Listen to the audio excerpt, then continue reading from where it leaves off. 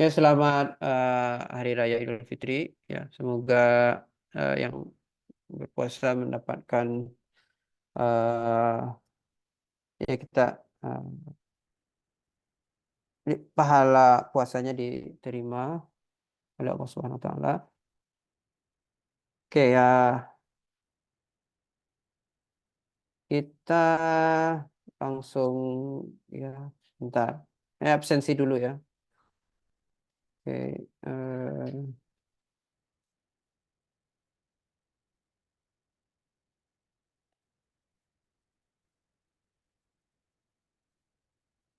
ya silakan isi daftar hadir dulu. Kita mulai 5 menit lagi.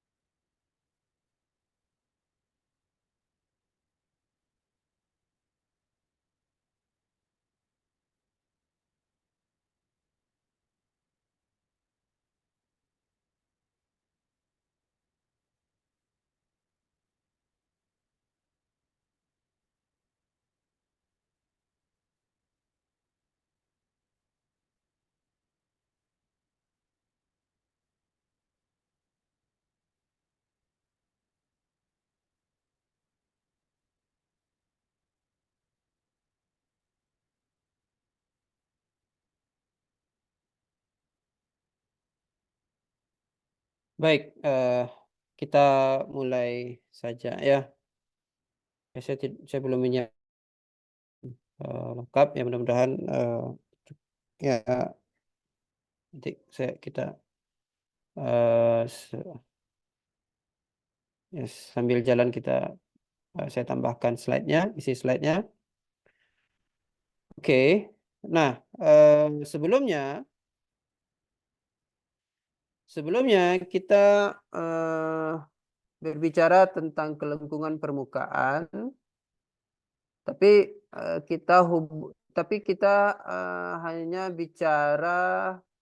baru bicara tentang bentuk fundamental kedua, ya, bentuk fundamental kedua yang ada di sini. Dan kita bicara bentuk fundamental kedua kaitannya dengan kelengkungan eh, kurva yang ada di permukaan tersebut. Nah, tapi yang menjadi kelengkungan permukaan itu sendiri apa? Ya kan itu pertanyaannya sekarang, ya. Yang menjadi kelengkungan permukaan itu sendiri apa? Nah, kelengkungan permukaan yang semuanya bisa kita dapatkan dari bentuk fundamental kedua dan bentuk fundamental pertama, ya. Nanti ada tiga macam, ya. Ada kelengkungan Gauss, kemudian ada kelengkungan rata-rata. Ini untuk kelengkungan permukaan. Dan kemudian nanti ada juga kelengkungan prinsipal, ya. Kelengkungan prinsipal. Ada tiga, ya. Ini yang disebut sebagai kelengkungan yang mewakili sebuah permukaan. Ya. Baik, kalau di kurva kan ada ya kelengkungan kurva saja, ya, cuma satu, ya. Tapi kalau kelengkungan permukaan ada tiga macam, dan semuanya dapat diturunkan dari bentuk fundamental permukaan. Oke. Nah,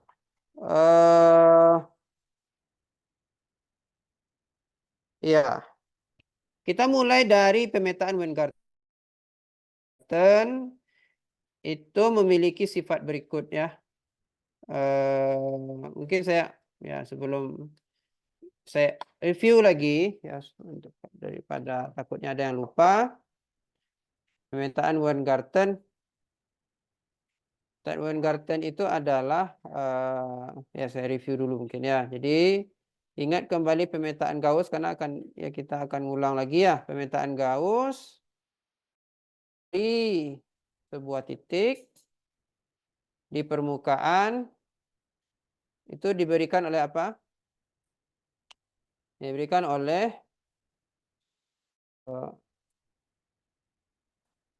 vektor normal di titik tersebut, ya.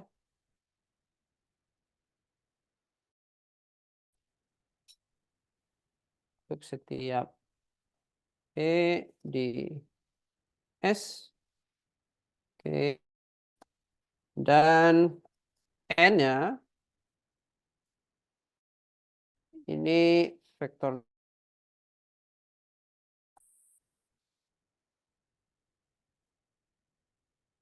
Oke, ya. Dan kemudian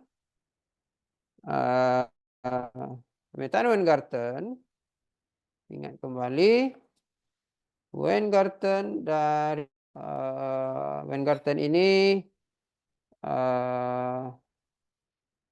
ini ya dari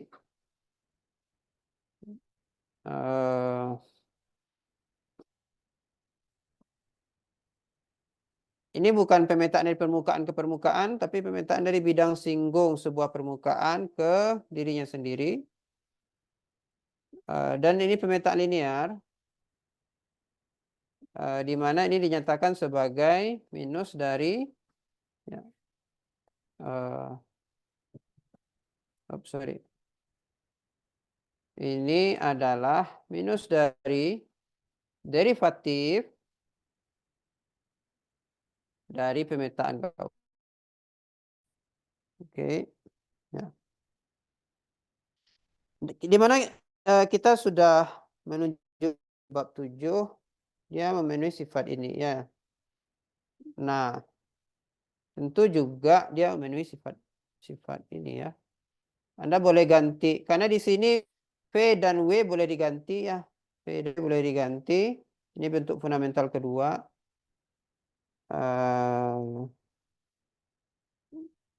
Sehingga ya maksud saya oke. Ya, Anda boleh ngitungnya pakai W dulu dan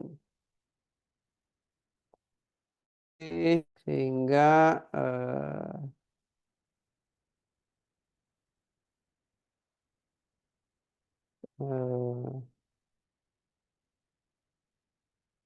ya. Ya, jadi ini boleh dibalik. W-nya boleh dikerjakan ke V, kemudian ke W. Ya. Nah, kemudian sehingga ya kita punya bahwa sehingga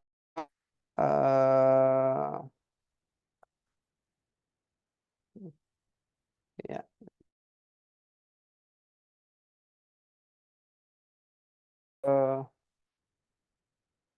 cos itu sama dengan sendiri ya karena dia simetrik ya. Oke, kita lanjutkan ya. Ini perlu di-review sedikit. Nah, sekarang kita mau mencari matriks ABCD yang merepresentasikan pemetaan ya. Maksudnya apa?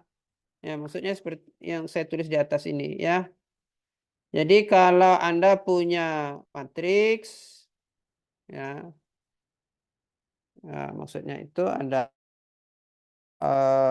yang ini saya tuliskan lengkap juga. Ini kan kita nulisnya ya, P1 sigma U ditambah P2 sigma V itu. Oke, nah nanti kita mau cari tahu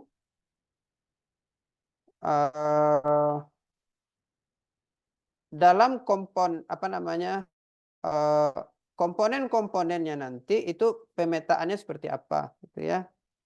Oke, ini nanti itu ya saya nggak usah tuliskan ya. Oke, nah jadi kita sebut matriks ABCD merepresentasikan pemetaan Weingarten. Nah perhatikan bahwa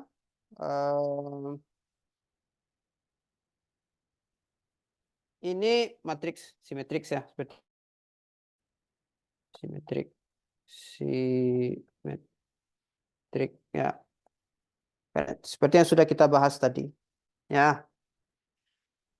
Nah bagaimana cara mencarinya? Nah seperti yang kita biasa lakukan di kelas ya. Jadi dari sifat di atas, dari sifat yang ini ya. Oke, kalau kita tuliskan hasil pemetaan Weingarten dari omega dari ya tinggal ya yang ya bagi saya lebih enak kalau dituliskan seperti ini ya. Oke. Kemudian kalau Anda mau kali titikkan dengan W ya cara atau ya sebenarnya di sini yang saya lakukan adalah ini sebenarnya saya balik ya. Jadi W-nya ada di depan sebenarnya. Oops, nah dia W. Oke ya. Jadi W-nya yang saya transpose di sini. Oke. W-nya saya transpose. Kalau W saya transpose, jadi ya untuk mengerjakan sekali titik kan ini perlu ditranspose ya.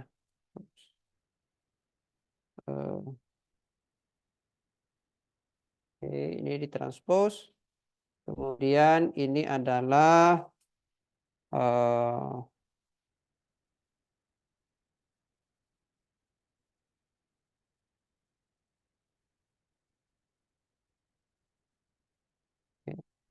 Ya. Nah, kemudian eh, sebelah kirinya adalah yang ini. Sebelah kanannya kita hitung menggunakan definisi dari bentuk fundamental kedua. Jadi bentuk fundamental kedua eh, ya hasilnya seperti ini ya. Oke, sehingga nah sekarang Anda bisa lihat bahwa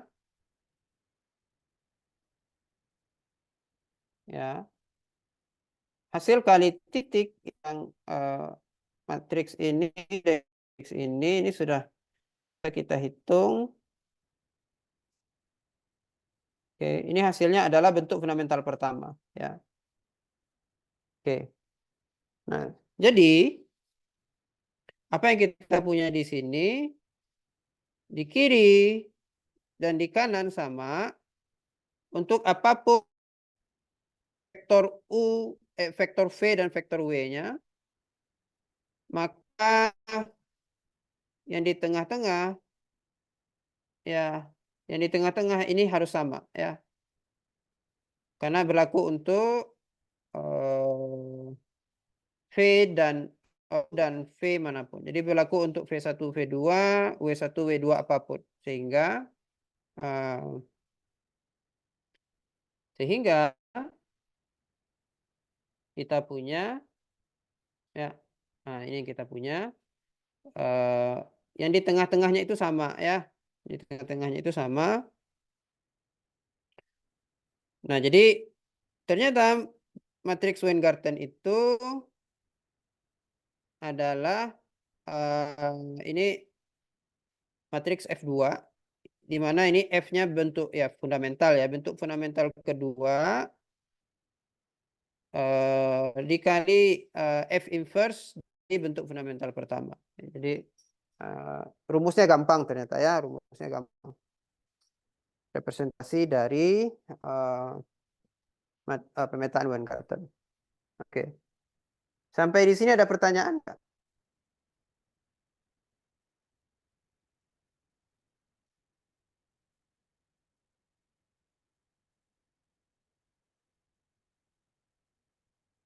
Oke, kalau tidak, nah, saya harap ya yang Anda ingat ya ini ya.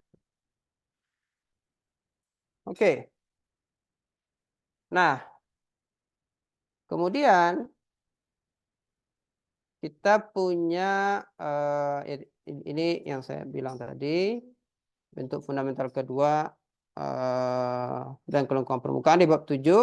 Di bab 8 ini kita kelengkungan permukaan sekarang ya. Oke. Definisi pertama, kelengkungan permukaan itu kelengkungan Gauss secara sederhana adalah determinan dari matriks representasi dari W apa? Pemetaan Weingarten ya. Nah, berdasarkan sifat determinan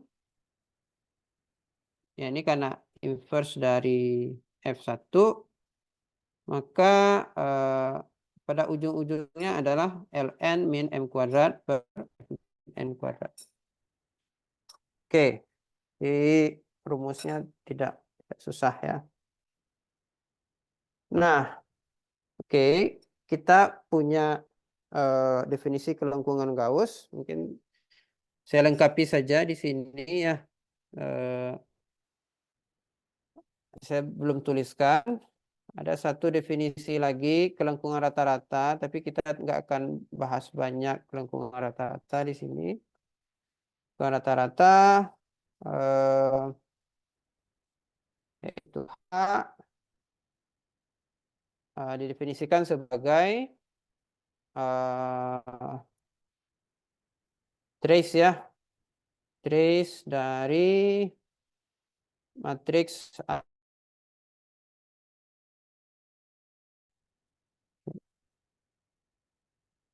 Nah, Anda bisa hitung nanti H ini rumusnya apa. ya menggunakan eh, ya menggunakan hubungan ini. Nah, kita nggak akan bahas banyak, jadi saya biarkan saja seperti ini. Nah, yang akan kita bahas lebih dalam selanjutnya adalah ini kelengkungan Gauss. Ini eh, hubungannya apa dengan kelengkungan dari permukaan? Ya, kenapa dia bisa menyatakan kelengkungan permukaan? Oke, sebelum bentar.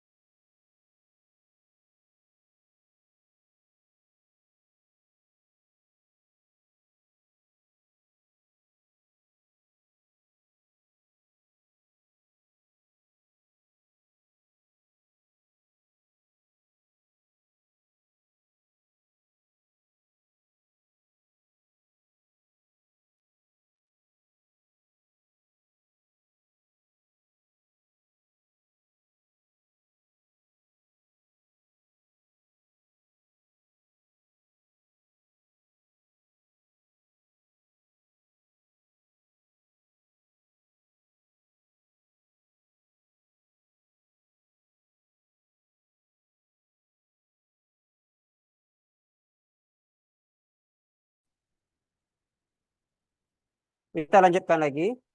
Oke, ya. Kita lanjutkan dengan A ya, apa interpretasi dari kelengkungan Gauss ya. Nah, sebelum itu eh, kita review lagi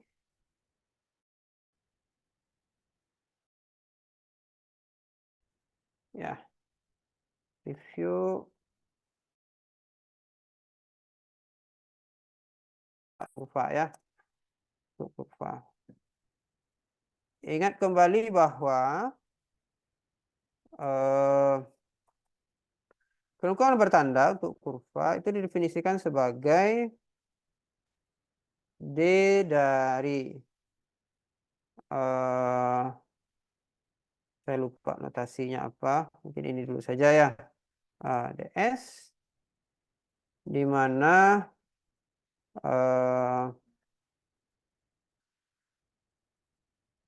I menyatakan sudut belok ya, sudut belok, maka kelengkungan bertanda itu menyatakan perubahan sudut belok, laju perubahan sudut belok, eh, eh, tapi ya, atau ya mungkin yang lebih enaknya pakai ini ya. karena ini turunan, ini limit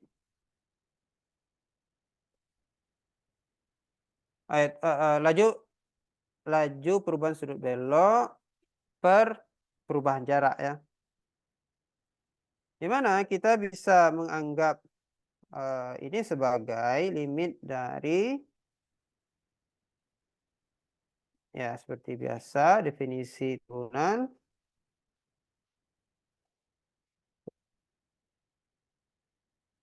Nah, perhatikan bahwa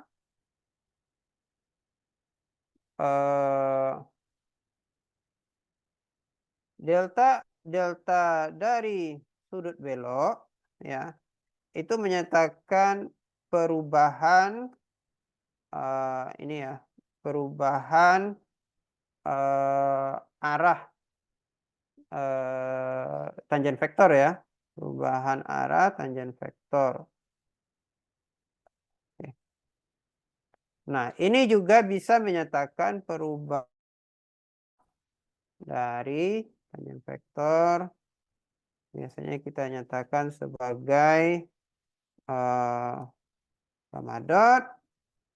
Bisa juga menyatakan sebagai perubahan arah dari vektor normal. Kenapa?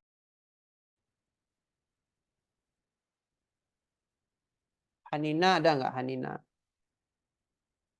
Kenapa perubahan arah dari tangen vektor sama dengan perubahan arah dari vektor normal? Dalam kasus ini adalah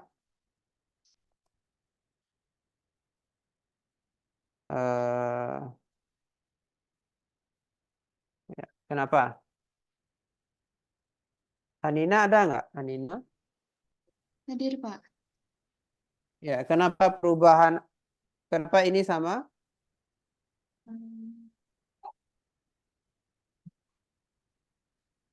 Karena sebentar.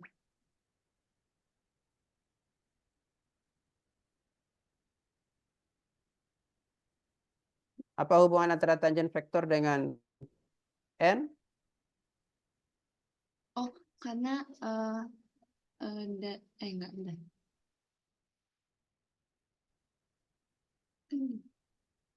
Coba ada gambar.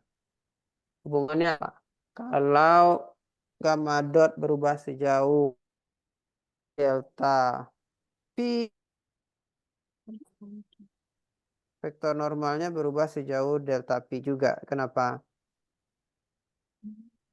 Oh, karena n vektor normal itu kan hasil rotasi dari gamma dot. Jadi kalau gamma dotnya diubah arahnya sebesar delta P, normalnya juga berubahnya sebesar itu juga. Oke, baik. Karena hasil rotasinya.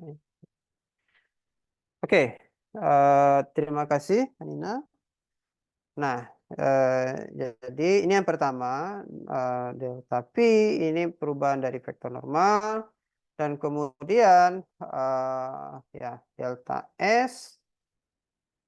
Delta S, ya ini kita bisa interpretasikan sebagai, ya, apa namanya, panjang busur ya. Panjang busur. Oke ya. Panjang busur ya panjangnya delta S gitu ya, panjang busur. Oke. Nah, kenapa saya bahas ini? Karena kemudian kita akan melihat teorema berikutnya, tapi saya tuliskan dulu hubungannya dengan ini ya. Jadi kelengkungan Gauss, tapi ini ya kelengkungan Gauss itu bisa positif bisa negatif. Tapi seperti kelengkungan bertanda ya. Ini tandanya kita lupakan dulu. Nah, norm dari kelengkungan Gauss itu menyatakan, nah ini mirip dengan yang di atas ya.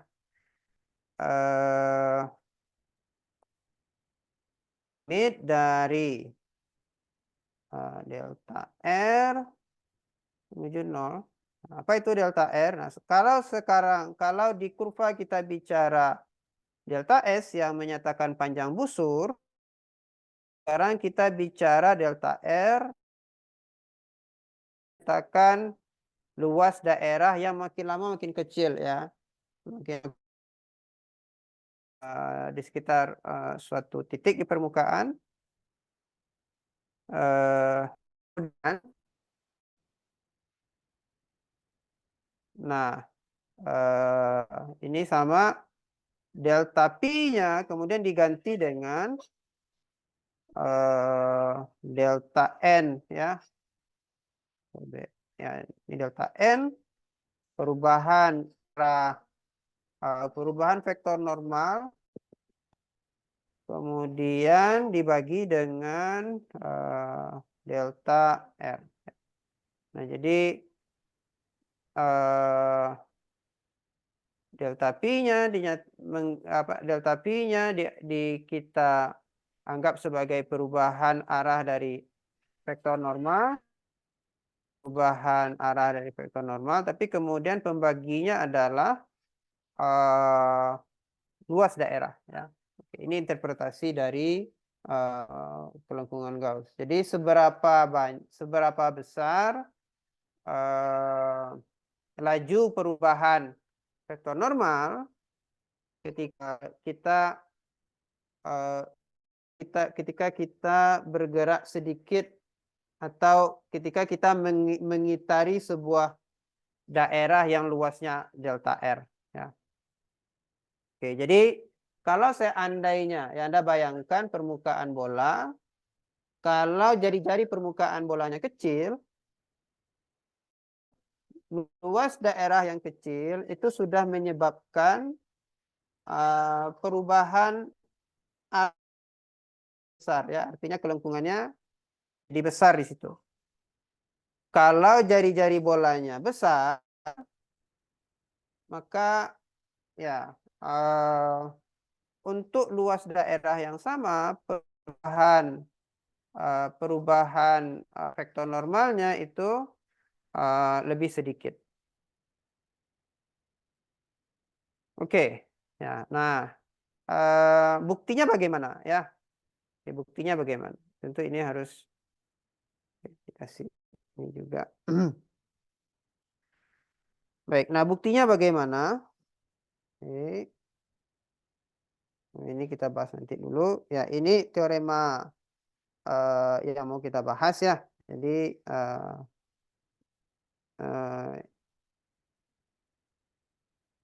ini yang mau kita bahas. Nah,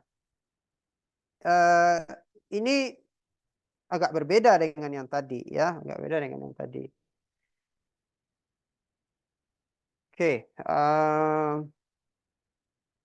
nah di bawah ya bagian bawah dari ini menyatakan luas daerah dari ya ini luas daerah dari ya. Oke, ya mungkin saya bahas dulu dari awal ya bunyi teoremanya. Jadi misal kita punya R delta. R delta ini ada di R2 ya. Perhatikan R delta ini ada di R2. Ini adalah domain dari R delta ini ada di domain dari sigma. Oke, jadi sigma kan ada di R2 ya. Oke, nah jadi Anda bayangkan sebuah lingkaran kecil kemudian dipetakan oleh sigma menjadi ya belum tentu lingkaran juga belum tentu hasilnya juga lingkaran di S ya, tapi ya yang jelas dia punya luas nanti. Nah, luasnya itu dinyatakan oleh A sigma R delta ya. Kemudian kita limit yang mau kita ambil adalah ketika deltanya menuju 0 ya. Jadi nah, ini tidak pas ya, tidak benar-benar merupakan turunan ya. Ini tidak mengatakan turunan apapun, tapi interpretasi geometrinya mirip dengan turunan. Dimana kalau turunan kan Anda harus membuat apa namanya eh, eh, ya kalau turunan ya kan biasanya kita ngambil turunan itu perubahannya ini ya, satu dimensi kan perubahannya 2 dimensi. Oke, kemudian nah AN ini apa? AN ini adalah nah ini yang menyatakan eh, perubahan besar perubahan N ya. Jadi eh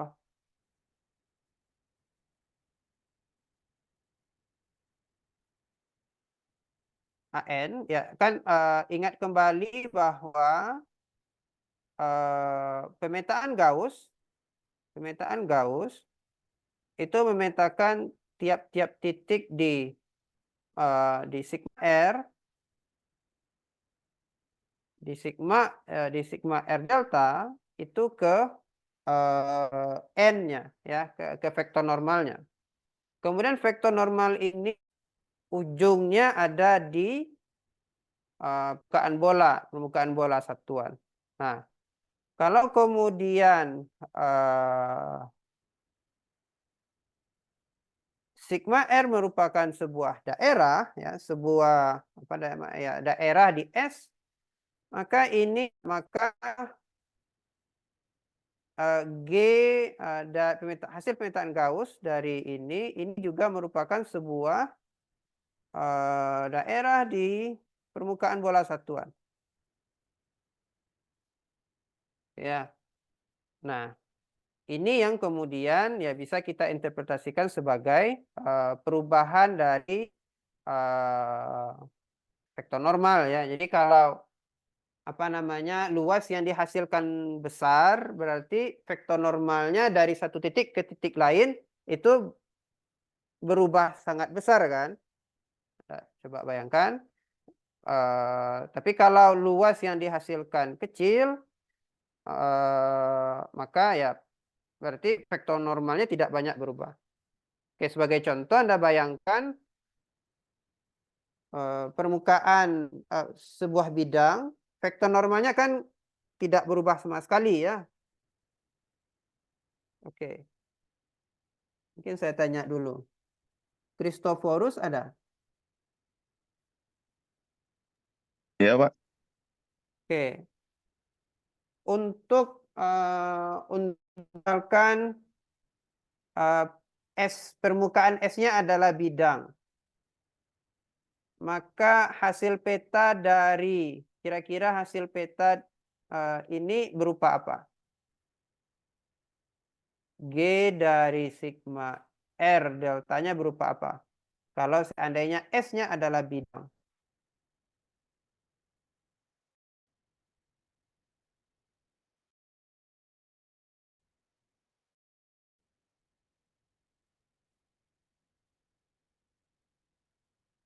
Kalau bidang vektor normalnya gimana?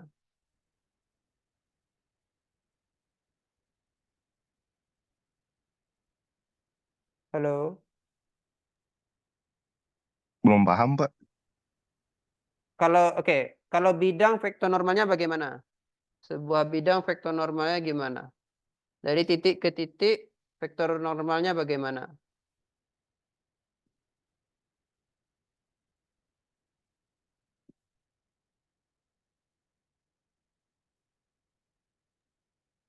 Konstan, Pak.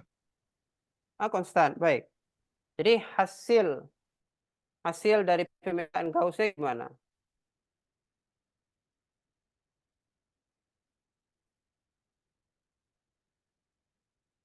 Hasil dari pemetaan Gauss-nya bagaimana kalau begitu? Konstan juga.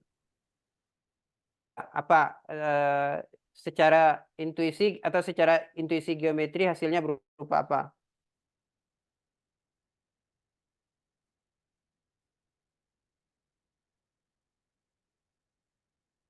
Kan konstan. Dia nggak berubah kan, nggak pindah-pindah kan hasil petanya. Jadi kalau sebuah daerah gitu ya dipetakan pakai pemetaan Gauss hasil apa?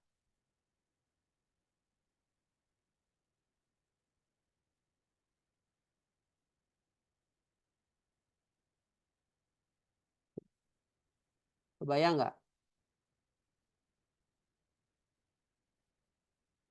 Oke, mungkin saya gambar ya.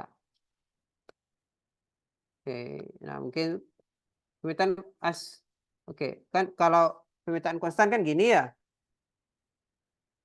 Hasil petanya di sumbu Y berupa apa? Image-nya di sumbu Y berupa apa? Kalau pemetaan konstan.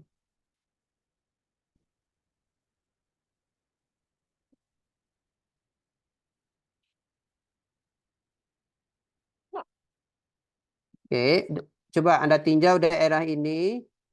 Hasil peta dari daerah tersebut di sumbu Y berupa apa? Halo, Christophorus. Apa hasil petanya kalau dia konstan? Lingkaran, Pak. Oh, usah lingkaran. Eh, oh titik. Petanya pasti berupa titik kalau dia konstan. Jadi Ya. kalau ini bidang, ya kalau ini bidang, kalau S-nya bidang, maka hasil peta dan hasil peta Gauss-nya nanti berupa titik, ya kan? Nah, jadi kalau maka luas dari hasilnya, kalau titik saja apa luasnya? Berapa luasnya?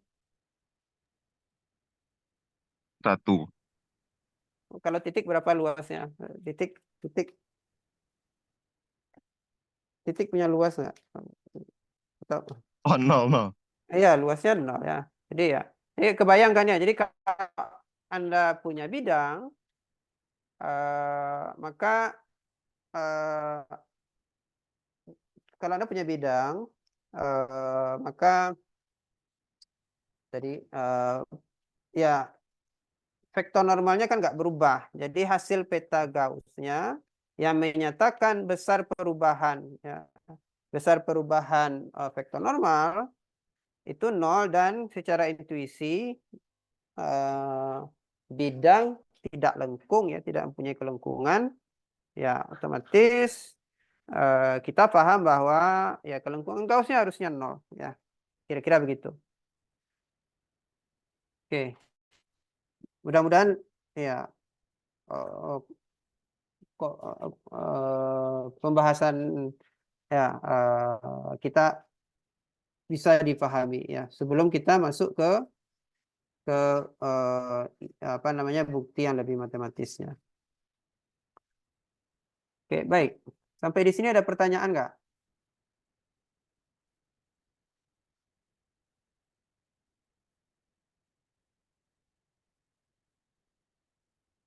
Anda pendiam semua ya. Oke, kalau tidak saya lanjutkan. Jadi akan sedikit ya. Jadi jadi apa ya?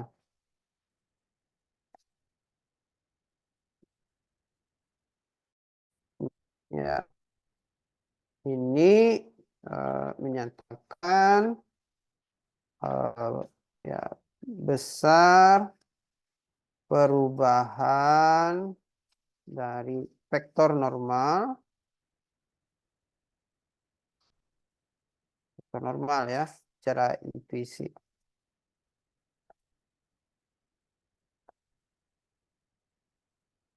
Oke.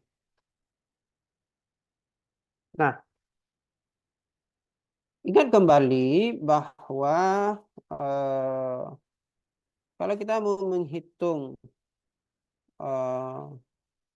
luas dari sigma ini, ya luas dari sigma rs, maka cara ngitungnya gimana? Hitung integral terhadap ya hitung integral, kita ngitungnya ya ini ngitungnya di U ya. Kita ngitungnya di U.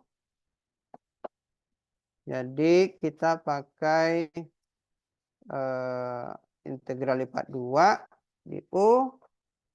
Di mana kita ngitung apa? Yang kita hitung adalah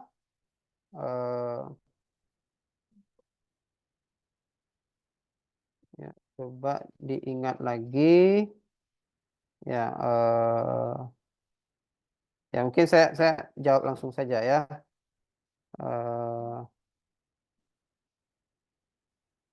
Ya, sigma. Tapi kita turunkan terhadap U.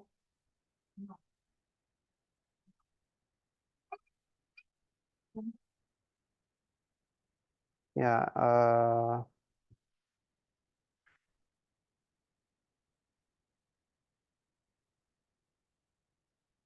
oke. Ini rasanya sudah pernah kita bahas ya. Ya, jadi ini adalah apa namanya luas daerah luas dari rectangle bukan rectangle, jajaran genjang kecil yang merupakan hasil peta dari ya, ini rectangle DUDV gitu ya. Nah, tapi kemudian di permukaan luasnya segini ya.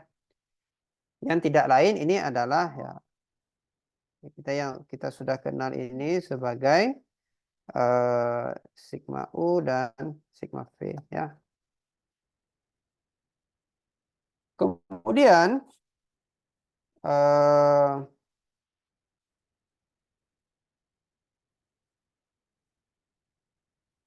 AN dari R delta itu cara ngitungnya adalah juga sama ya. Tapi kemudian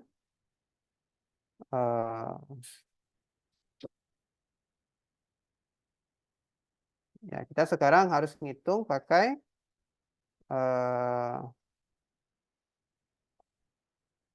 permintaan Gauss tentunya. Tapi ya ini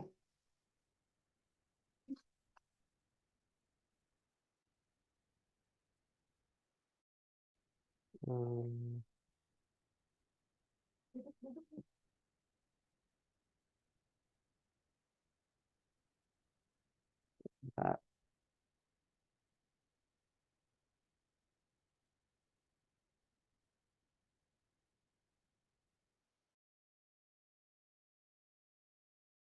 Ya,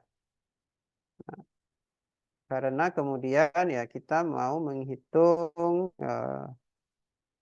ya ini kan luas dari hasil petanya ini ya. Jadi pemetaannya adalah G komposisi sigma. Jadi ya diturunkan ada ini. Ingat lagi KPB. Nah, di mana ya ini kan turunan terhadap U dari vektor normal ya, karena G ini kan vektor normal ya. Sehingga kita dapatkan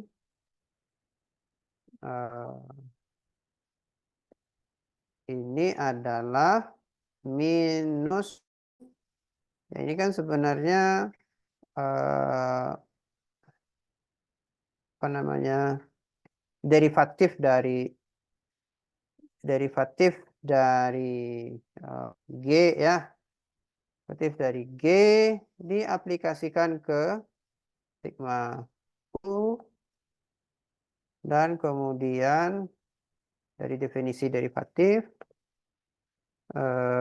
ini adalah derivatif dari G diaplikasikan pada sigma V. Oke. Oh ya, minusnya belum ya. Sehingga mungkin ya harus ada titiknya juga ya. Oke. Sehingga per titik ya, ini kan kita ngitungnya titik per titik. dari pemetaan Weingarten. Oke. Nah, dengan cara yang sama ya juga hasilnya sama. Ada pertanyaan jauh ini?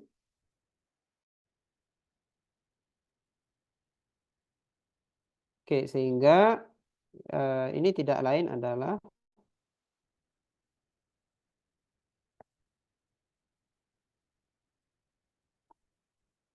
ini tadi pemetaan Weingarten ya, hasil pemetaan Weingarten. Nah, minusnya kan ini minus kali minus ya, minusnya boleh hilang ya. Minusnya boleh hilang. Sigma U ini sigma V. Karena ini minus, ini juga minus, nanti minus kali minus ya dia hilang. Oke, ya atau juga karena ini ya baik. Nah sekarang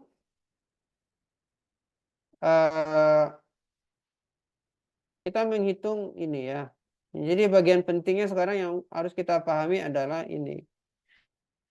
Hasil kali silang antara W sigma U dan W sigma V. Ya kita langsung hitung saja. Jadi W sigma U kalau kita nyatakan ya kita balik lagi ke sini ya. Kita balik ke sini. Nah, W dari sigma U, W dari sigma U artinya apa? V1-nya adalah V1-nya 1 dan V2-nya 0 ya. Maka Anda dapatkan ini apa? Sigma U.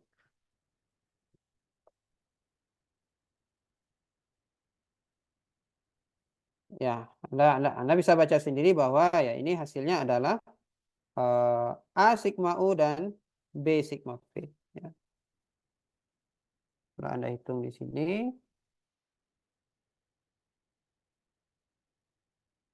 ya AB,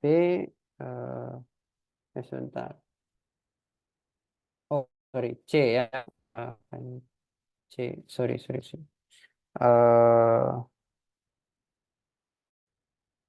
ya.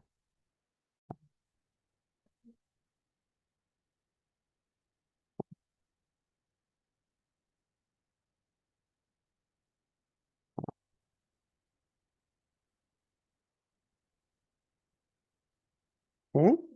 Ya, saya keliru sedikit. Saya keliru ternyata. Oke. Eh,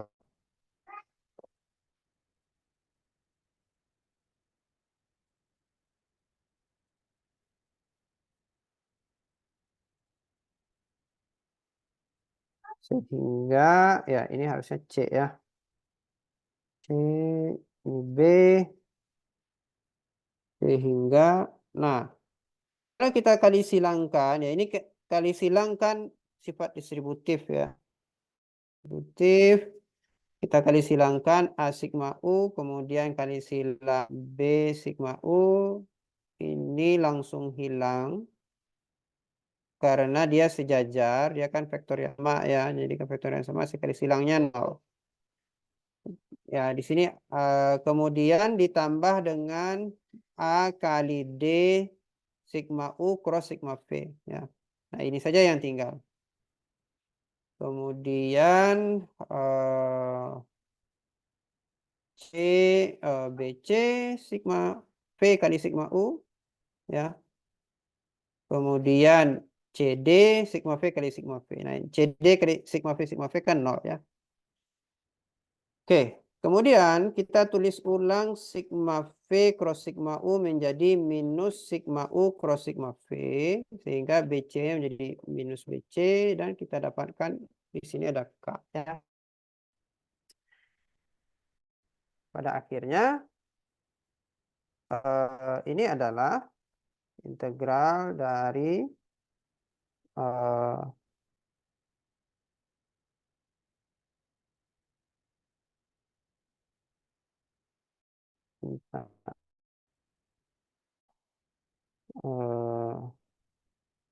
K tapi kemudian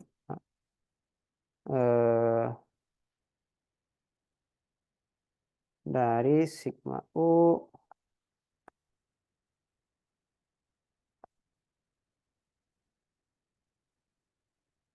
oke ya saya perkecil dulu ya supaya lebih terlihat. Oke, jadi kita punya ini ya bahwa luas dari pemetaan Gauss ya, luas dari hasil pemetaan Gauss dari R sigma dari R delta dapat dihitung menggunakan ya ada K ini nggak konstan ya. K ini berubah-ubah bergantung pada titik di permukaannya, bergantung pada UV tentunya. Dan kemudian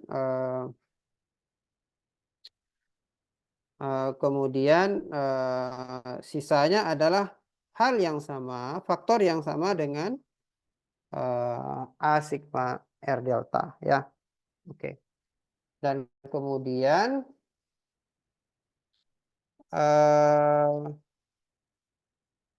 sampai di sini ada pertanyaan nggak? Nah, kemudian kita mengerjakan analisisnya sekarang ya. Oke.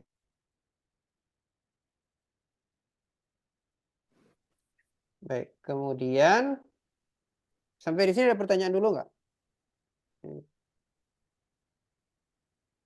Bisa saja nanti yang di ujian Anda disuruh menghitung ini ya.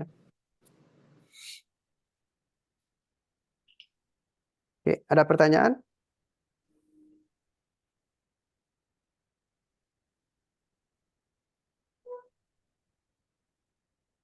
Baik, kalau tidak saya lanjut.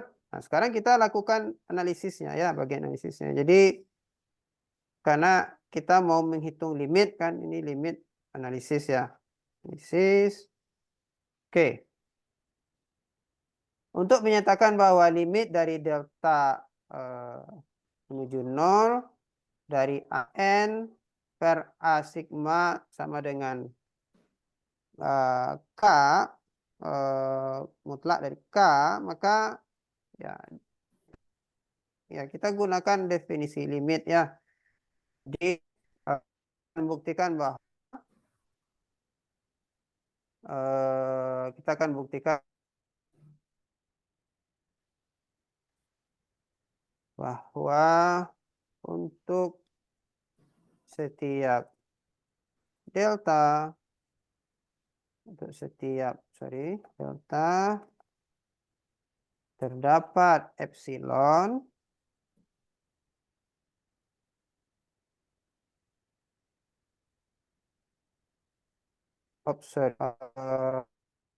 ini limit ya. Oh, oke, kebalik ya. Untuk setiap terdapat delta sehingga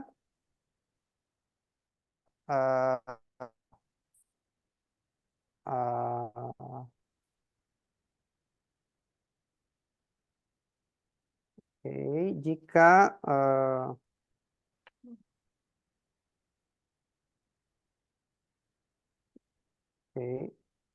AN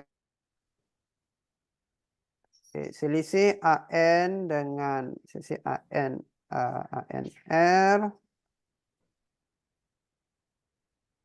dengan A sigma R ya ini kurang dari epsilon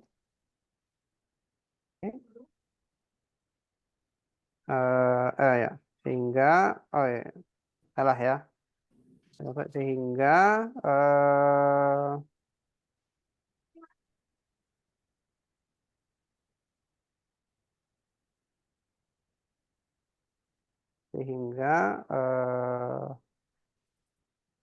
bentar.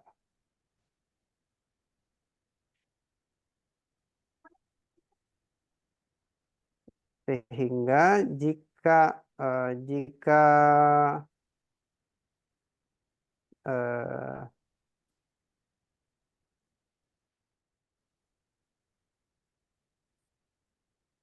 dapat delta sehingga oke ya, sehingga untuk setiap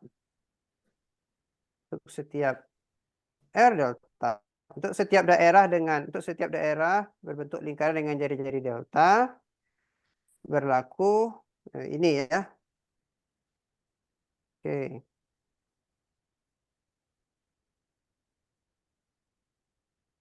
Baik. Nah, idenya adalah ya ini analisis. Ya, ini ada sedikit analisis. Eh, idenya adalah begini. Jadi karena ya kappa itu fungsi kontinu, karena k fungsi kontinu, maka ya karena Anda belajar analisis ya, jadi ya kita mulai dulu dengan pilih sebuah epsilon ya, pilih epsilon besar pada 0, kemudian karena k fungsi kontinu, maka eh, ya k ini fungsi kontinu dalam apa? Dalam V ya, ini fungsi dua peubah, maka terdapat delta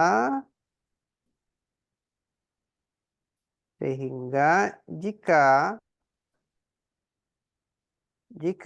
jarak dari UV ke ya jarak dari UV jika jarak dari UV ke ya sebuah titik referensi ya, sebuah titik referensi referensi 0, V0 kurang dari delta, maka K-nya tidak berubah terlalu banyak ya. K-nya tidak berubah terlalu banyak. Maka KUV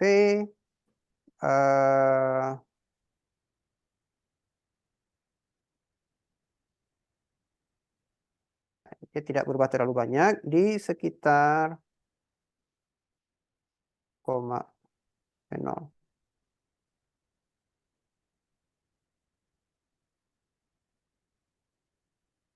Oh, sorry.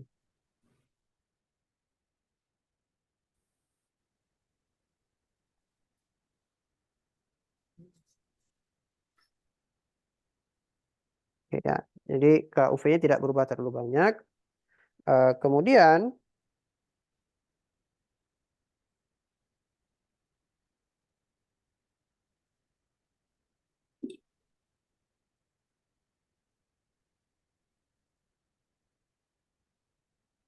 oke, ya sebentar. Ini biasanya dinyatakan dalam bentuk ini ya. Bentar, saya tulis ulang lagi. Sorry. Jadi K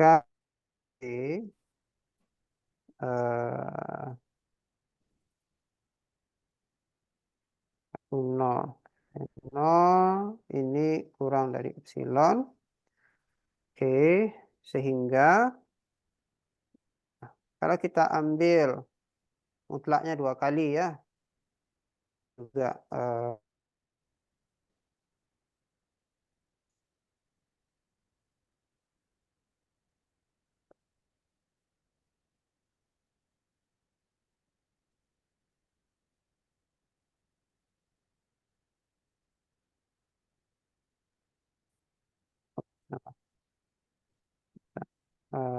K V selisih di, dimutlakkan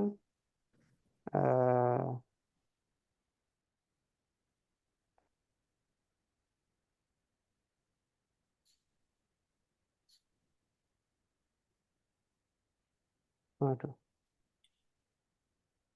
Nah,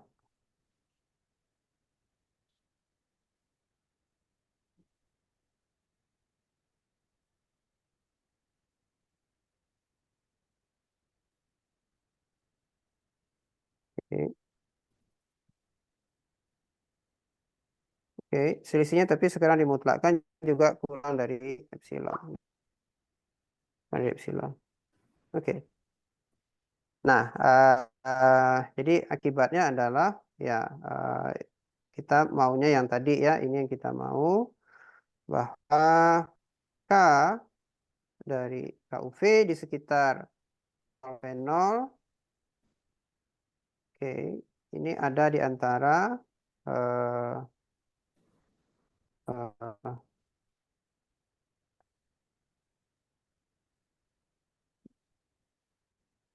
dekat dengan ini ya, dekat dengan eh, baik.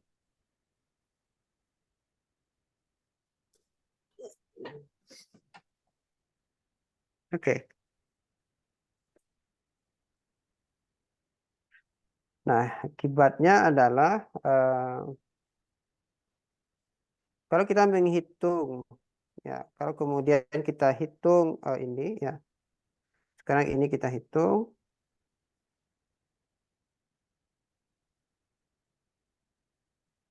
Ini, mungkin ininya kita keluarkan dulu. Oke, ya. Ya, bentar. Ini sama dengan ya, integral dari K ya, nanti kita punya eh,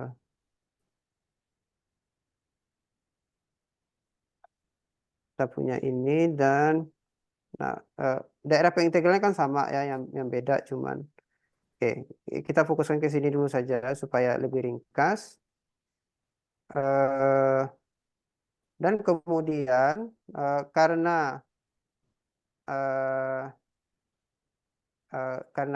ini lebih kecil daripada yang ini ya, jadi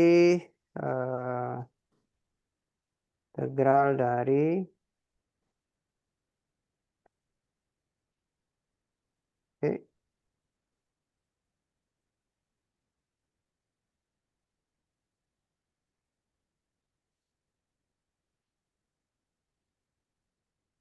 saya ya seperti itu. Oke, dan kemudian ini kan konstan ya, ini konstan kan. Nah, kemudian ini ya, habis ya, ya antara ini dan ini kemudian habis.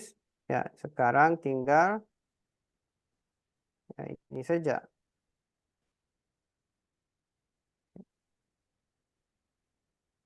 Oke. Nah, ini ya, ini titik referensinya tadi. Oke. Ya, dan pada akhirnya ya ini kurang dari epsilon. Nah, dengan cara yang sama Anda bisa tuliskan juga bahwa ya dengan analisis yang sama ya, ini lebih besar daripada ya, karena ANR ini lebih besar daripada karena K sigma UV lebih besar daripada ini ya, berarti Anda bisa lakukan hal yang serupa ya. Ini nanti pada akhirnya kita juga punya ini lebih besar daripada epsilon. Oke, sehingga maka ya, pada akhirnya adalah ini yang kita mau ya. Oke.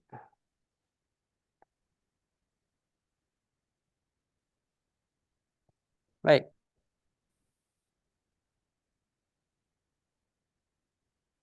Ya, buktinya ya di bagian analisisnya tidak susah, tapi ya saya pikir ya Anda perlu pahami juga. Oke. Kemudian saya ya kemudian di buku dibahas satu contoh di mana ya kita menghitung ya, kita bahas sedikit contoh tersebut. Kita punya permukaan hasil putar. Jadi sigma UV-nya diberikan oleh ya F V-nya yang menjadi putaran ya. Jadi F-nya menjadi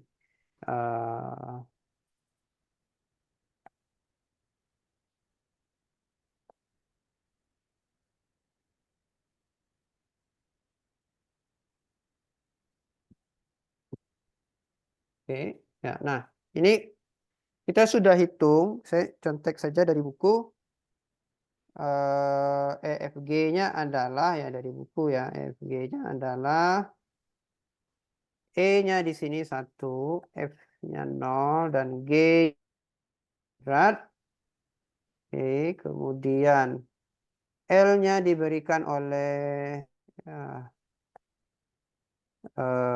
dan F, sorry, G dikurang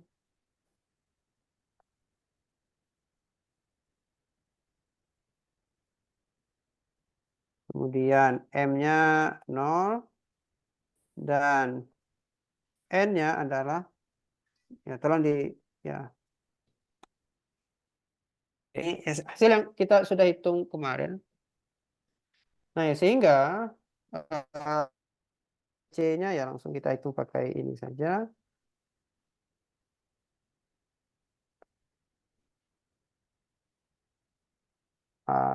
Matriks Weingarten-nya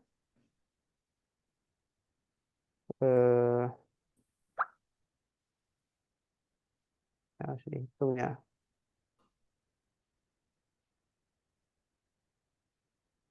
Iya, 1, 0, 0, F, F kuadrat. Jadi kemudian kita akan ngambil inversnya.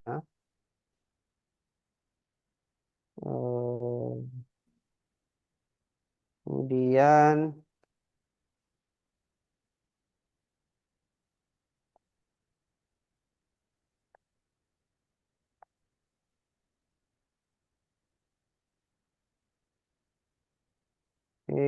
dan balikan ya, balikan. Berarti 1 F kuadrat.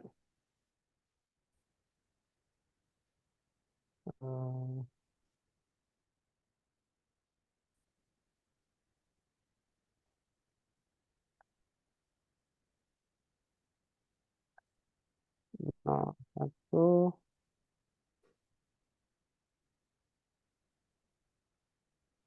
Sehingga ya, hasilnya apa? Ini 1 ya.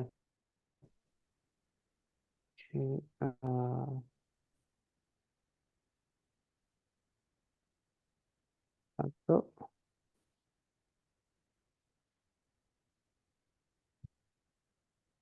Oke, hasilnya adalah hmm,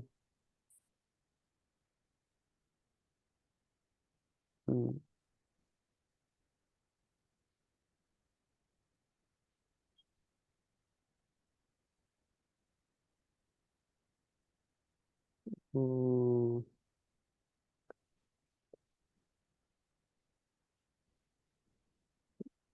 Z ya. F kuadrat. Ya, sebentar. Ini ya. Oke, kemudian 0. Oke, kali ini pasti 0 juga. Kemudian G per F. Ya, sehingga ya kalau sebenarnya kalau menghitung G saja, kalau menghitung K saja ya sebenarnya jauh lebih mudah. Anda cukup ngitung eh, Anda cukup ngitung determinan dari ini ya. Oke, determinan dari ini adalah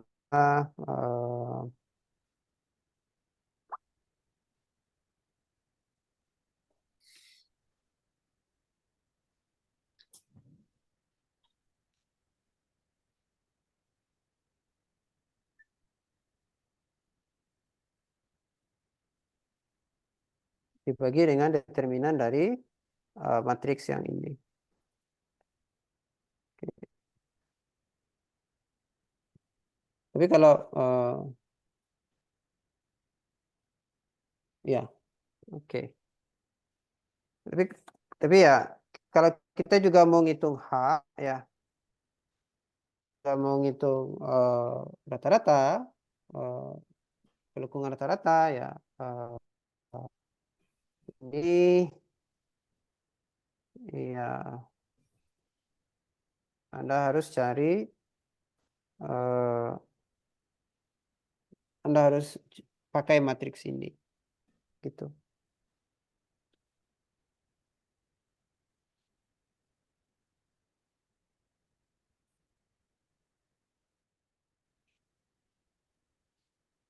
Oke, ada pertanyaan?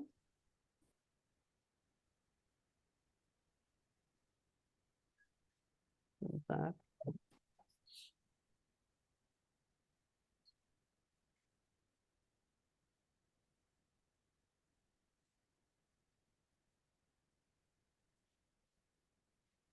Oke, kalau tidak ada ya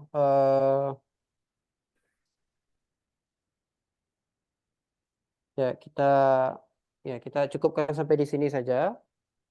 Eh, saya akhiri. Terima kasih banyak. Selamat pagi. Assalamualaikum warahmatullahi wabarakatuh. Pagi Pak, terima kasih Pak. Terima kasih Pak. Terima kasih Pak. Sama-sama.